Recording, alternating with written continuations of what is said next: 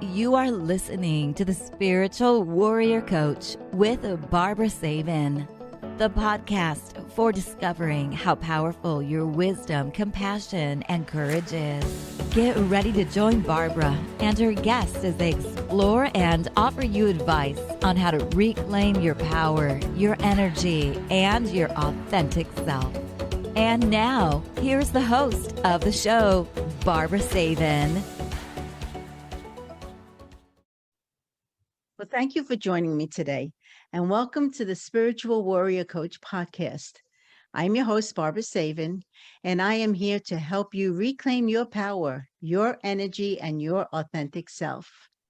I am a certified clinical and medical hypnotherapist, Reiki master and teacher, energy healing specialist, life coach, and best-selling author of Gentle Energy Touch, The Beginner's Guide to Hands-on Healing. You know, I have been helping my clients for over 35 years, and the older I get, the more wisdom seems to come through. So isn't it time that you believe in yourself? You know, your mind is going to provide you with your greatest challenges in life because it's so very, very powerful. So let's use that mind for positive thinking, creating harmony, balance, peace, love, happiness, and anything else that your heart desires, because one day the world will tap you on your shoulder and say, this is your time to shine. And speaking about shining, I have her right alongside of me here. How are you, Patrice? Hi. I'm really glad to join you today. And I really did, I related to a lot of the things you just said in the intro. I think what I wanted to share with everyone was a journey that I've taken from when my children were little, my older children, and then I have a younger one, in helping them to be validated and to have self-worth and self-confidence. I needed to advocate for the both of them, to make sure that they were able to reach their highest potential, their academic, social, and emotional, highest, possible, just feeling really good about themselves. I wanted them to have that. Having said that, the first step is to validate the children at whatever level they're at. My children, I have three children, two of which are special needs. And I found that the most important thing is to accept them as they are and to try to help them reach their potential. And in order to do that, you need to sometimes open up your heart and say, I accept what's coming towards me. And that's what I did with my son. He was the older of my two children with special needs.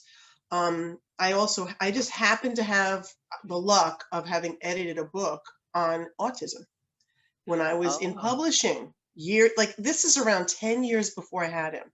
But I remembered things from that book. They just stayed in my head. When I started seeing behaviors, another word for that is perseverations. I started saying, okay, I have to accept that there might be something here I need to deal with. And so I immediately had him assessed. Having said that, from there, that was the beginning of the journey. And that's the hardest part that I want to reach out to parents and say. The first step is validation, acknowledging that your child has differences, and making sure that you educate yourself so that you're strong internally, that your heart and your mind work together to get past the first initial shock of it, and then to just move forward, making yourself stronger so that you can help your child to, move forward in school and education and other areas. So that was a very difficult thing because most people in my family, on both sides of the family, didn't accept it. So acceptance is the first piece. Yeah. That's what I wanted to share. Oh, thank you. That's huge. I always tell my clients, what we tell our children, that's a little seed that's planted in their head. And then if the seed is not a good seed, like you're stupid, you're ugly, you're this, you're that, that seed over time, as they get older, becomes a huge tree. You want to say it grows. And then now they think that they can't do this, they can't do that, they're stupid, they're, whatever the case may be. And it's truly a shame that we're doing that to these kids, and also social media now plays a huge role in all of this. And really, they look at, you know, what's on TikTok and all this, and they think, wow, that person has such a great life and everything. But it's not the case in most cases. It's all Right. just, I feel, just make believe. And then it makes, like, especially a special needs child, feel even less valued than what you're trying to help him, bring himself up. It's I hard. I think feel. yeah, What were you going to say? I'm it's, sorry. no, that's okay. What I Yeah. was just going to say is, when you're facing something that is heart-wrenching and heavy in your mind, the best thing to do is to sit, look at the situation. And for me, being a single mother at that time, I was still, like, married at the time, but he was absent a lot of the time, and he didn't validate that my son had these issues. And in my side of the family, as I said, no, neither side of the family could accept it. So I said, I'm just going to get information, because of the fact that I read that book. Everything leads to something else. And it was meant for me to read that book and edit that. Something just in the universe put that in front of me, and that's what I held on to.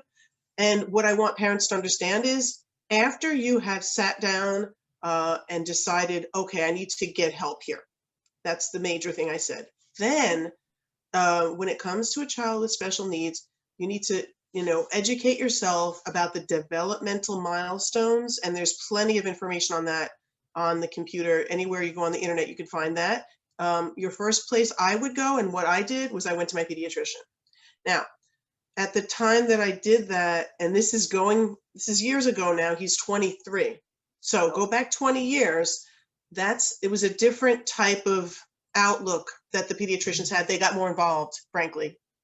So he directed me to a wonderful neurologist who works with children in New York City. It's in the show notes. Her name was Isabel Rappin, and she was one of the people who coined the phrase on the autism spectrum.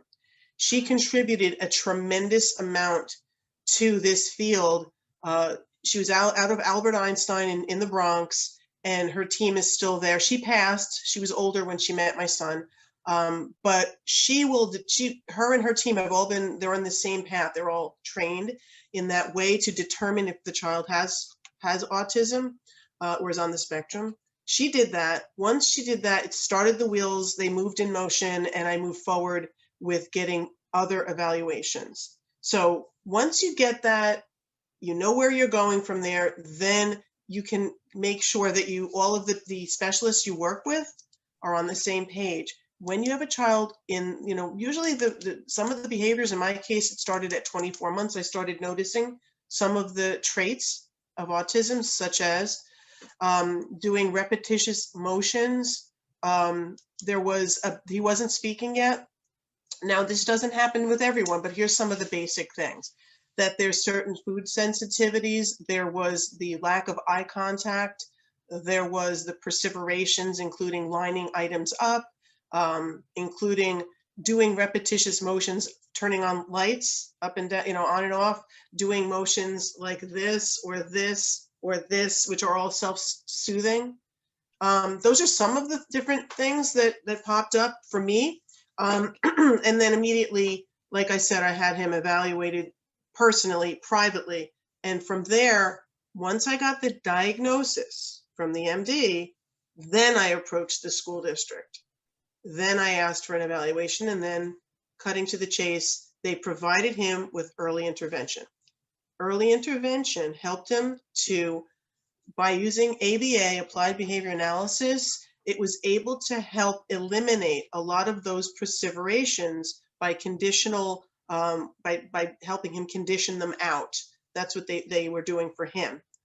So they would give reinforcing things for appropriate behavior, and that's how they help to extinguish some of the behaviors that are not productive and whatnot. Having said that, once you have early intervention, you're in the system of the school. You just need to maintain and ensure that your child is evaluated according to the school district on a regular basis and make sure that they get the services they need. Now, what are some of the, because I know some of the schools do not have the services, Okay.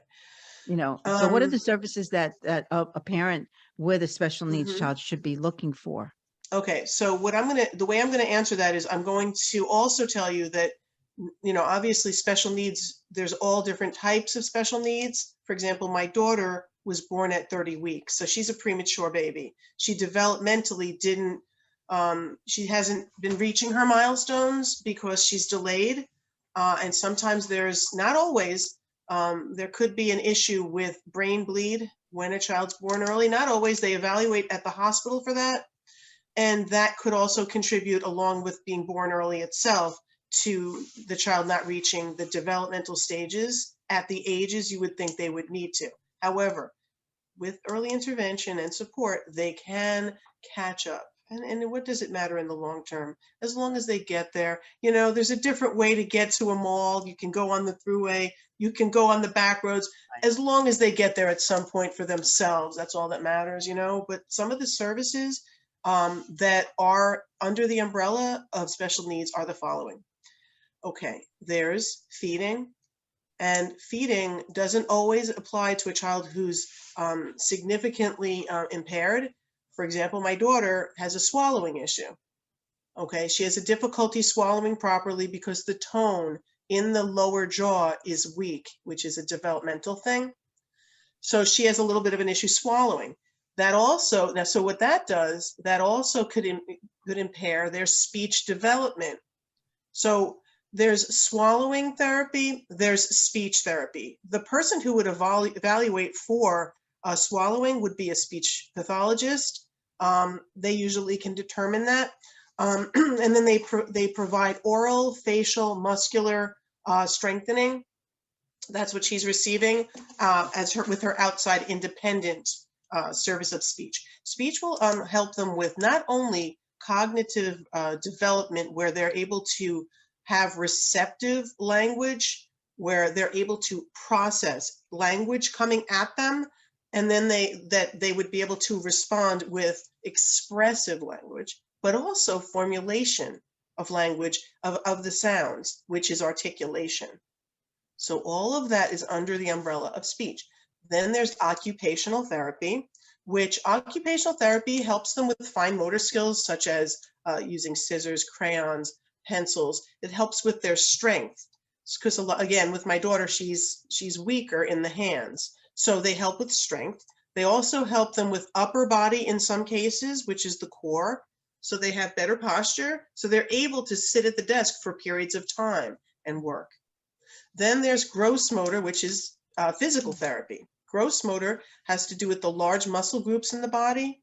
So that would be the legs and and also include the trunk, but also the legs and the coordination, the ability to move physically, as far as strength wise, the coordination, hand-eye coordination, catching a ball, etc. So that's that. Then there's also, so speech, occupational therapy, physical therapy, feeding. There's also a resource room, which is another service where perhaps a child is mainstreamed, and mainstreamed means they're in with the typically developing peers. So that's like a full classroom. So that could be here in New York, it's anywhere from 20 to 25. That's what mainstreaming is. So when one scenario is a child's mainstreamed, then they're pulled out to a separate room with either an individual or a small group of instruction for reteaching. So it's material that it goes at a slower pace. They have a little more attention to make sure that they grasp the material. Okay, so that's that. Then there's also there's different, I guess you would call apparatus. For example, the teacher might have a microphone. That's an accommodation for a child who might need that. Preferential seating for children who might have visual impairment. The different tools for perhaps visual impairment to help them to develop within the school district, if perhaps they're not at a special school for children with visual issues. If they're at a mainstream, they might just have the special For example, they would have something at their seat to help them as a visual reminder of perhaps what's on the screen in front of them on the smartboard. So it's closer up so they can see it, better seating. And they might also have that for a child who has hearing. They would have preferential seating. A child with ADHD who has attentional issues would also have preferential seating in the front. The teacher wearing a microphone, like I had said, perhaps they might wear headphones. They might have a Dynavox, which is a device that helps them to be included in the classroom, and it could have pictures on it that might help a child who's on the spectrum. And then there's all the different softwares and computer, different types of software and different types of devices to help them. There's ramps and things that they use in physical therapy, balls. There's also for their classroom, they can have a cushion, a special cushion that allows them to do this, which you might think is distracting, but some children need to physically move in order to focus more. They have bands for the bottom of the chairs and actual chairs that are a little different. So those are some of the different things you can request in addition to a teacher assistant who could be a one-on-one, which means they work directly with the child, a shared teacher assistant who works in the classroom and looks at maybe 3 children and helps to reteach, refocus, redirect a child. Those are just some of the things. So these services are back east where you are in New York City. Do you think you can get them in different areas. The bottom line is you need to find out, because wherever you are in the country, if you educate yourself and find out and validate from a specialist, an outside independent, that would be a neurologist, a pediatric neurologist, a developmental, that would be perhaps a physician's assistant to help with children who are born early. That's what we had. All different types of specialists who can validate the needs. They can also get an outside independent that would be a central auditory processing evaluation to determine if the child has difficulty blocking out background noise. Okay. That would also validate preferential seating, microphone for the teacher, headset for the child. That's something there. But what you need to do is you need to find out first. The first step is to find out what your child would benefit from. To get a diagnosis from an MD is the way I've always done it.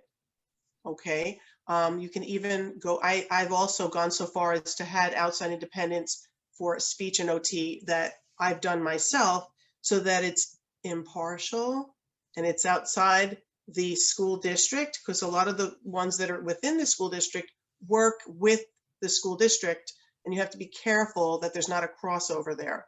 You want to, like what I do, I go to a different state. I go to New Jersey and I get my evaluations. I live in New York. Oh. That's what I do. Okay. So I know that they're my advocate. Okay. So it doesn't matter where you are in the country. If you educate yourself, get the MD, get the validation, you approach the school district, they are required to provide your child with an environment that will help them to reach their academic goals. Now, what if that particular school that they're going to does not have the resources? Then they have to get them. So does the They school need to get them. Yep. They need to get them. Okay. Mm-hmm. So that's something that the school, we're talking about a public school or a private school? Yep, public. Public. They're required to get these things. They're required to do so by law. The problem is, here's the problem. Here's the sticky part. And this is where Patrice, I live in New York, come from parents from the Bronx and Manhattan. I'm a little bit snarky, and I'm going to give you that. The bottom line is they'll tell you no. The squeaky wheel gets what's that? Grease, right? Grease. Mm-hmm. Remember, in order to have peace within yourself as a parent, you need to know that you've uncovered all the rocks, and that you've looked everywhere, and that you checked everything out so that you can go to sleep at night saying, I got my child what they need. I know I'm entitled to it. I'm paying taxes. What's the taxes for? Mm-hmm. So the point is the following. They will say no if you're passive. Wow. Oh yeah, I'm dealing with it right now. Anyway, the bottom line is that it's not easy. It's not easy getting these services. I'm going to give you it straight. It's really not. But the first part is to learn what they are, how they would benefit your child, and make sure you have an outside independent, whether that's just a pediatric neurologist. They are, they can help guide you. Oftentimes now, we're jumping forward now 20 years now. Now the new pediatricians, it's a little different. It's a little bit different. They want to keep it separate between school and medical. Years ago, they did tell you, they did guide you, and that's where my pediatrician, who was amazing, back then, he guided me to Dr. Rappin. Nowadays, they will definitely guide you in the sense that if they need an ear, nose, and throat eval, if they need a hearing eval, that type thing. But they might know of some local neurologists. But it's up to you to talk to the neurologist once you get that appointment, to tell them what you think, what your concerns are, and then they can guide you further.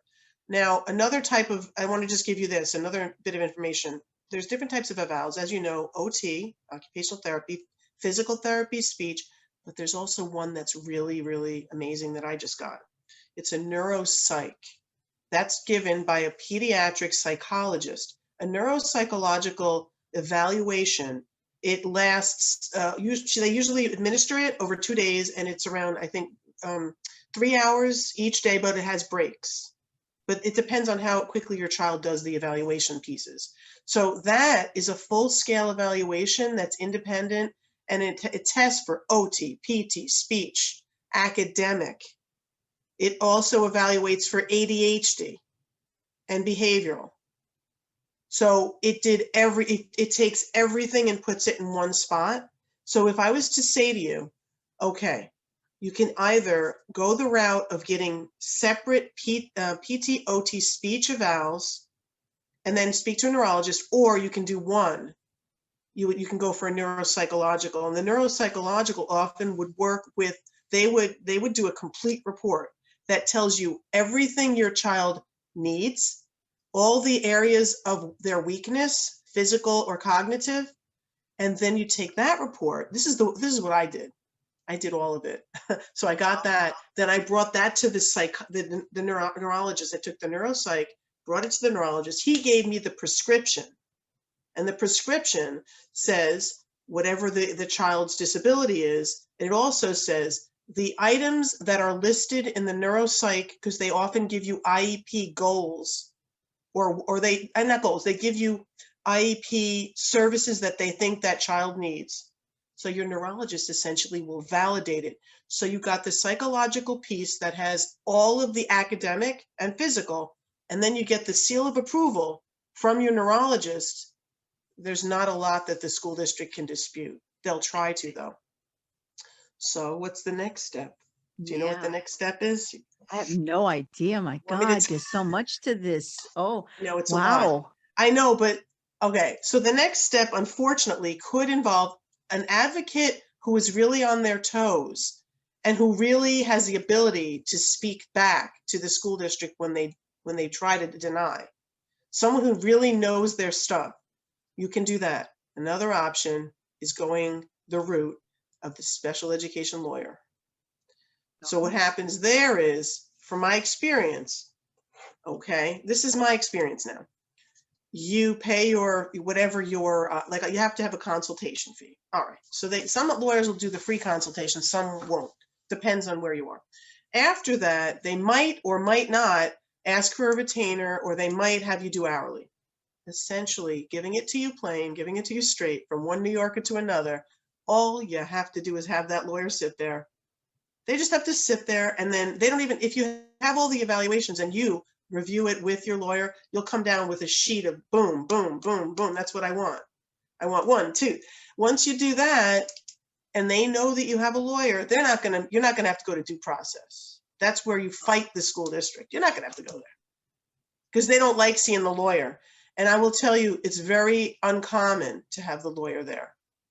What I mean by that is usually people, and this is what I want people, this is where I want to talk to the parents. When the school district shuts you down, it's not years ago, way, way back when I was a kid, where parents say, the school district knows. Because what they'll say things to you such as, you have a very beautiful child, a very nice child, a very polite child, a very charming child. They're going to butter you up.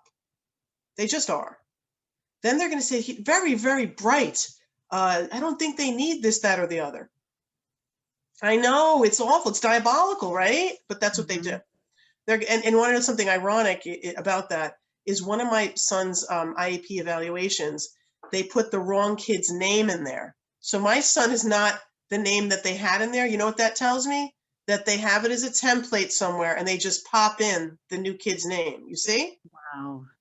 You So got to they have remember. this whole plan. You have to know this, but you have to know. All right, so what am I saying to you? I'm saying it's a journey, but once you get to that point where they know you have either an advocate who's not going to back down, and it's best, make sure you get an advocate outside your school district, because unfortunately, if you get an advocate who's working with the school district, they're going to downplay everything you need and work against you in the meeting.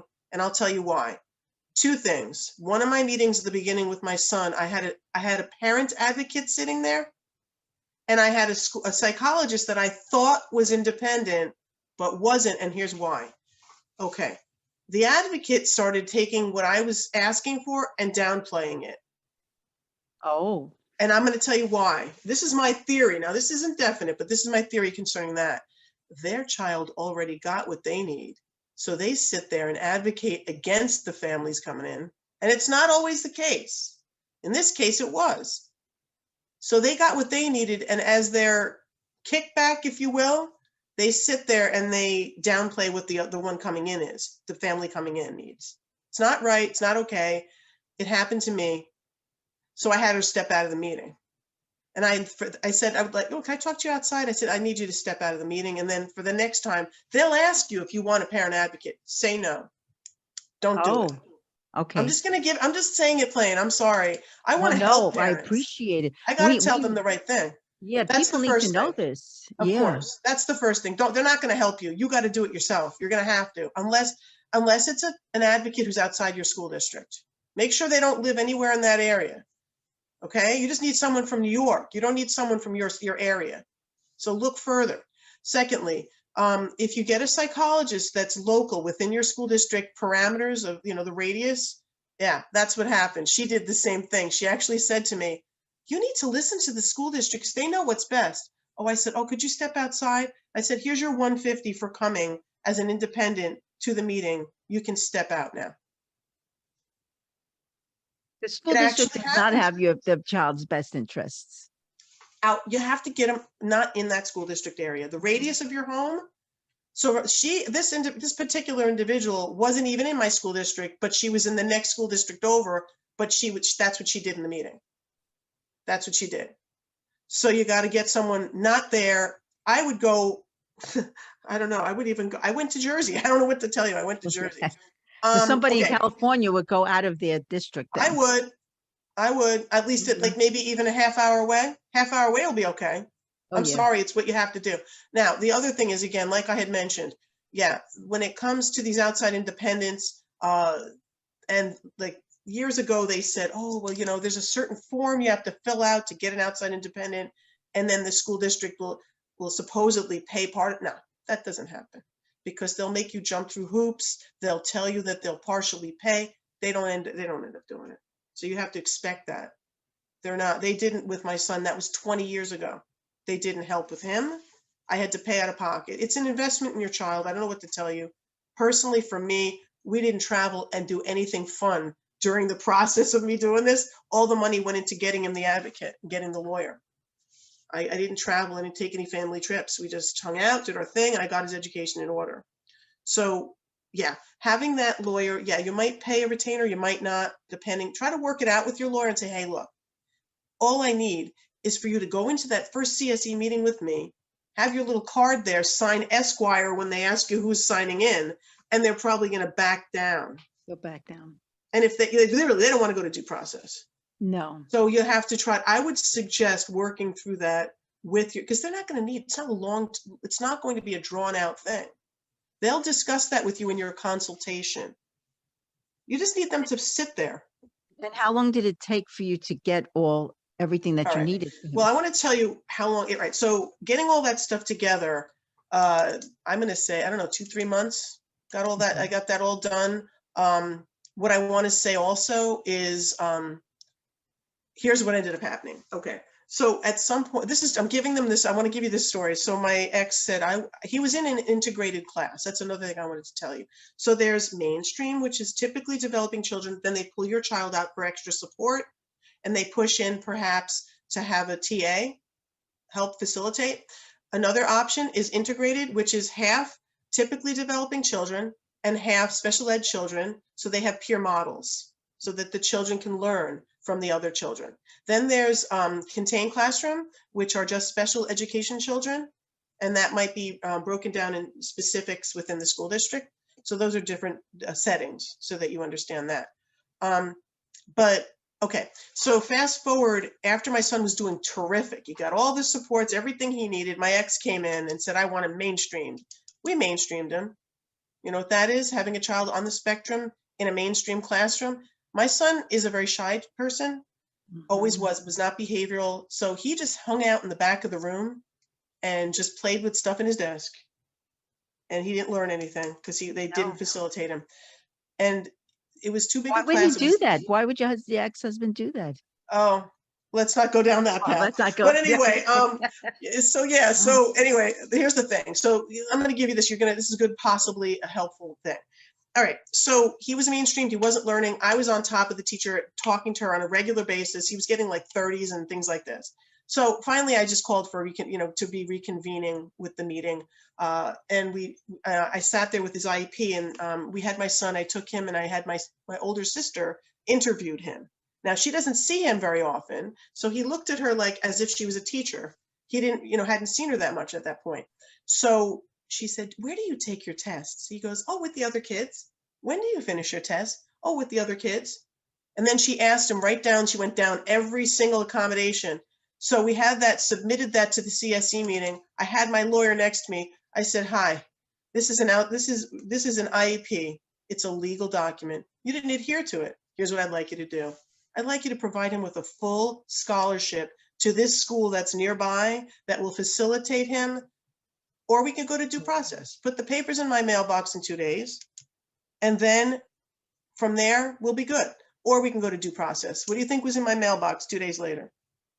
And he stayed at that special ed school that facilitated him from 4th grade rather, until high school. So normally would parents have to pay for a special school? That's the thing. They would have to if they're not providing your child with something in district. They should, you have to get the lawyer though. So you need to look around, find schools, go visit them. I visited. Make sure you find a school that will facilitate your child if they're not going to get the supports there. If you find a school that's nearby, mine was further away. It was in Teaneck.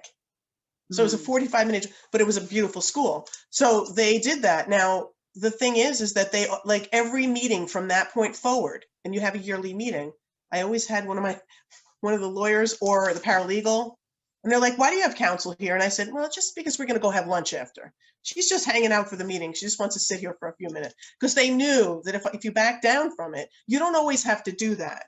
They're not going to take, once you have that lawyer sitting there once, they're going to know you're going to go there. Doesn't mean you have to though. You have to be able to stand up for your child. So how old is your son now?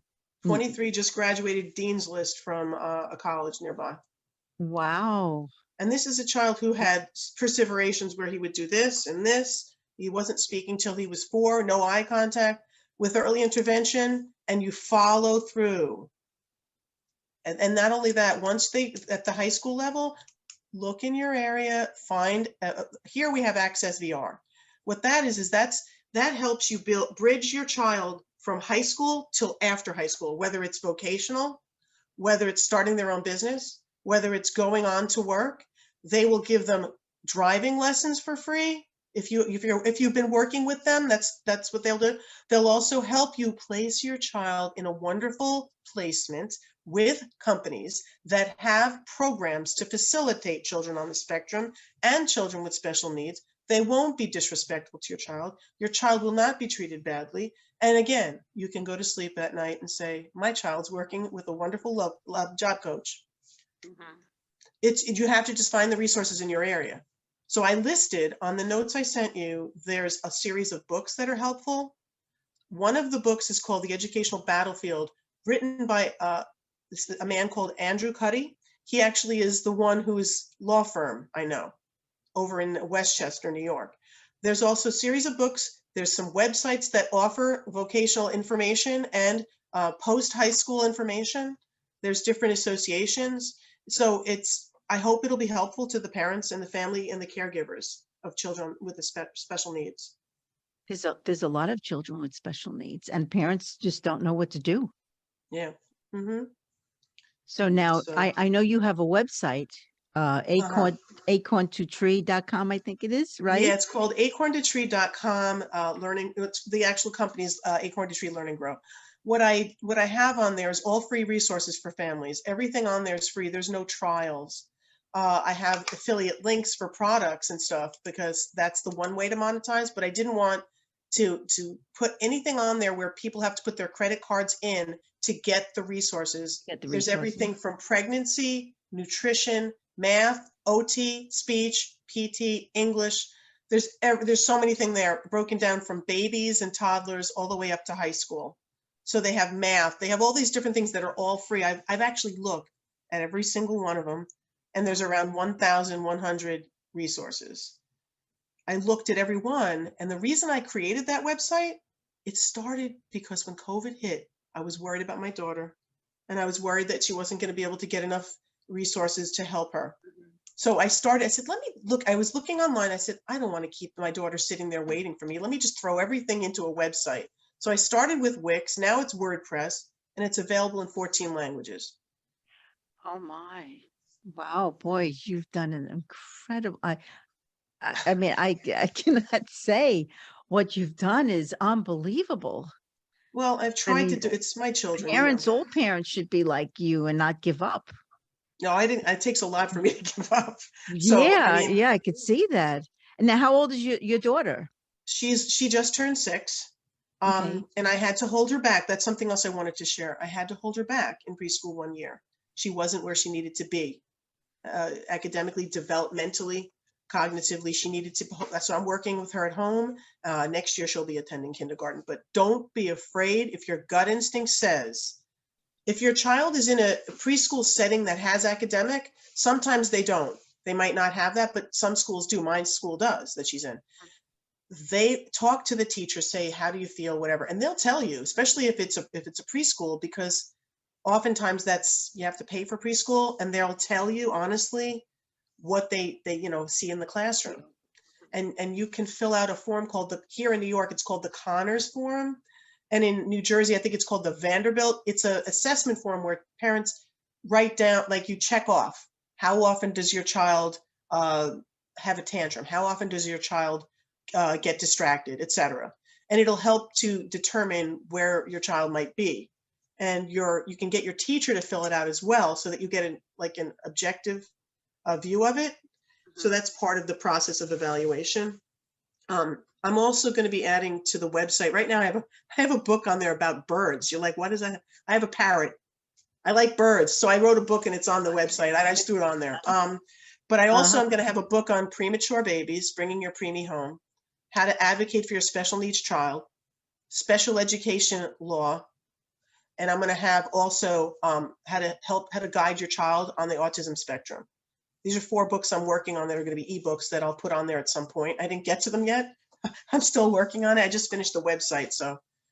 But just remember, you're entitled to getting your child whatever services they need so that your child can develop emotionally, physically, and cognitively to their highest capabilities. You're entitled to this. You pay taxes. This is what it's for. And they'll say they don't have these things. Yes. Mm-hmm. They I know I will. have clients that's why I actually sorted you out, because I have clients with special needs children. And when found you, I said this would be ideal, because a lot of them are given the, rejection. No, we can't do Oh, this. there We you can't go. do. And Mm-mm-mm. and it amazes me how many of them, this child is suffering, plus being bullied from other children in Of school. course, And that's that's another another piece of it. whole. Oh, I forgot one of the Another. services is Mhm. social skills. That's another thing. Social skills train. Now, your school district might offer it. They might include it if your child's in a speech class that's group. They have social skills oftentimes, but there's programs within your community. I'm sure there are. You should check it out. Check out also on the website. If you're not able to attend, or if there's no places nearby, some of the resources you can find online for social skills, helping your child. You sit with your child, two of you, they might have a cartoon, they might have something so that your child can learn from it. Because a lot of times children who are on the spectrum, they don't understand figurative and literal language. They have a difficulty determining the difference between two. They can't tell, they can't necessarily determine what sarcasm is. They can't read people's faces. They don't know social, that certain how to stand and not be in someone's personal space. These are all part of social skills, and they can learn a lot from that. So that's something you should definitely look on. If you go on the computer and you look in Google and you look social skills for children with autism, oh, everything will pop up. Everything will pop up. You'll find stuff. That's why I created my website. I have a section for autism on there. And I also have special education on the website, but you can find more resources online. You just have to make sure that you monitor it and you check and see. I have speech on my website also, so there might be some stuff in there. There's some great speech therapists. So now you have just the two children, or you have three? I have three children. My other Oh. daughter is actually a nursing student. Oh, So wow. yeah. And she's fine. Everything's Yeah. good. Yeah. So she's good. She's very, very tough and very strong and very driven, and she wants to be an ER nurse. Like the mom. So Mhm. yeah.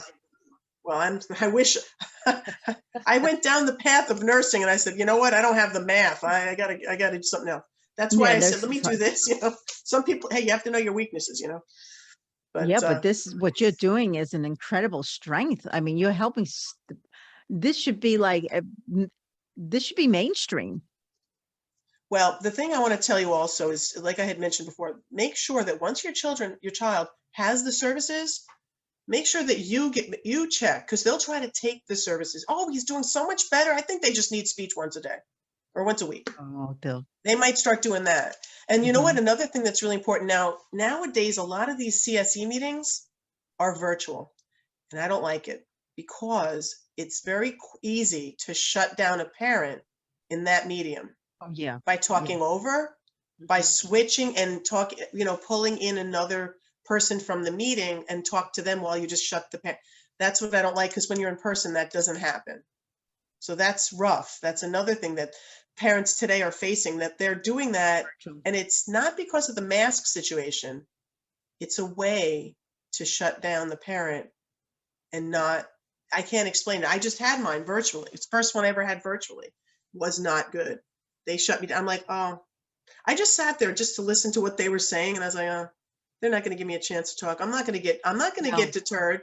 Mm-mm. Power is knowledge. Knowledge is power. Get it? Mhm. Get the validation for your child. Get strong, and you're going to get whatever you need. You just eventually, my long-term goal at some point is to do some type of an advocacy program where I can advise people and whatnot in the future. That's in the future. Right now, I'm not there. Right now, I'm helping her, but I would love to be able to be involved with something like that, because it's not fair.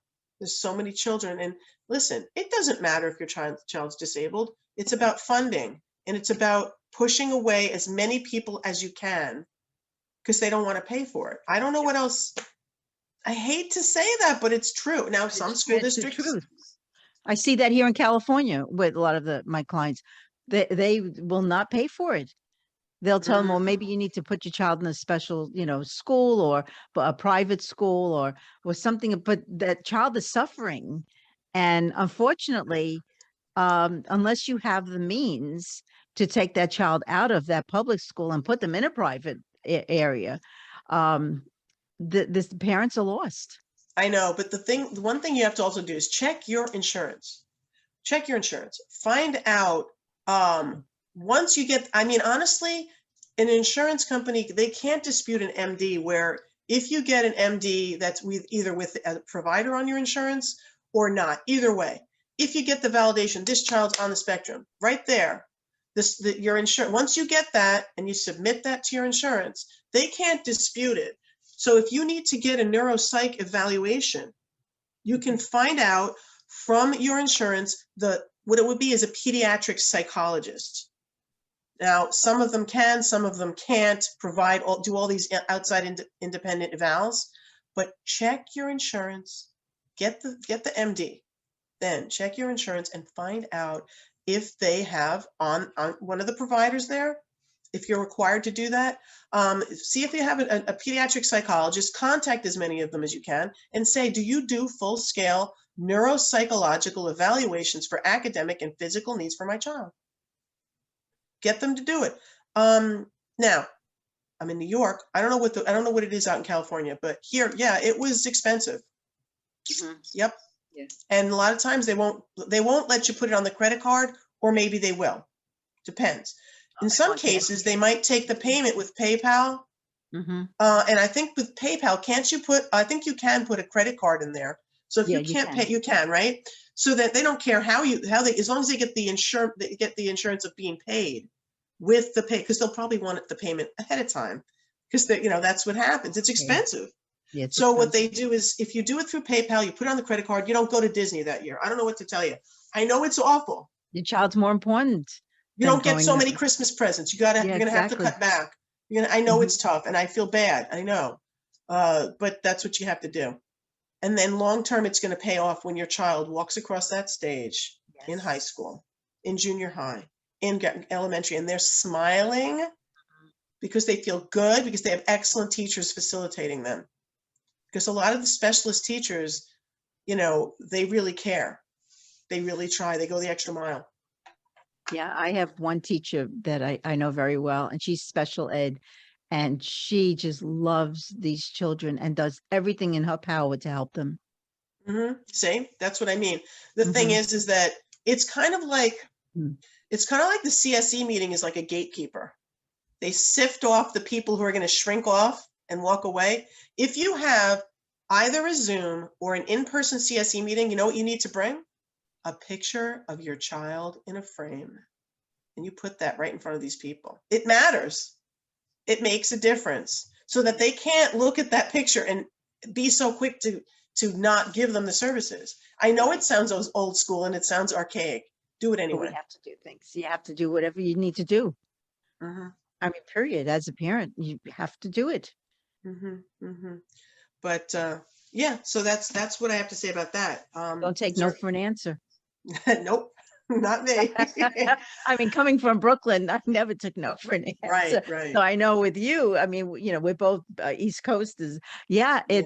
no is not in our vocabulary many No, times. So no, it's yeah. not. Mm-hmm. But so yeah, that's what my advice would be, is just Wow. keep it in the back of your mind. You're entitled. And as far as a special education school, if I mean, more often than not, they just don't want to facilitate. In some cases, they might need a special education school. Having said that, like I told you 20 years ago, I got them to pay, because they're supposed to find a placement in that school district for your child somewhere. If it doesn't Mhm. exist, they have to create it. If they can't create it, they send your child somewhere.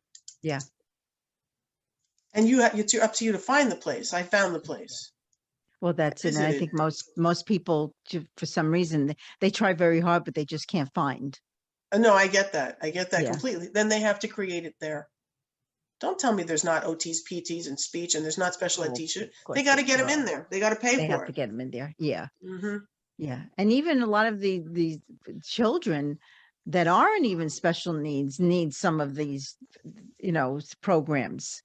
because they're just full. A lot of them. Well, now with COVID, that whole year of being online, a lot of these kids are failing.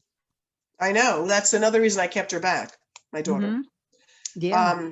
So always remember and never forget, 1 extra year preschool where you can teach your child at home, and also they're not going to remember when they're 23. No, not going to remember. Just do it anyway. Just because you'll be like, I don't know how many people I did some research. I mean, I was going to do it anyway, but I wanted to see if I asked on Facebook, one of my groups, they all said, oh, it was the best thing I ever did. Like all of them said that. No, none of them said, oh, I wish I didn't do that. None of them said that. So my hold them back. My daughter held my grandson back 1 year, and he's fine. Exactly. And you know what happens? Yeah. They go into the kindergarten setting rather than being shy in the back. They know stuff already, and it makes a huge difference. Oh, it that does. confidence will help them. Yep. So where can my listeners find you, your website, your Facebook page? I mean, everything. I'm going to have it on the notes and everything. Yeah. But you are unbelievable. You're like a book of information, more information I've ever heard. Well, you know that I taught children as well on this who were nonverbal with autism at one time. Oh, I didn't know that. Okay. Yeah, I did. I was a special ed teacher and an elementary ed teacher, but I worked with special ed children. So, but anyways, having said that, yeah, it's acorntotree.com. I got the website. It's all done. I'm going to be adding to it. I'm going to add the podcast to it. I have one podcast on there so far because I'm just a newbie with being the host. So I have one. And then I'm going to be having In the Kitchen with Acorn to Tree. But mainly the thing is that I have all of the resources, and I even review books.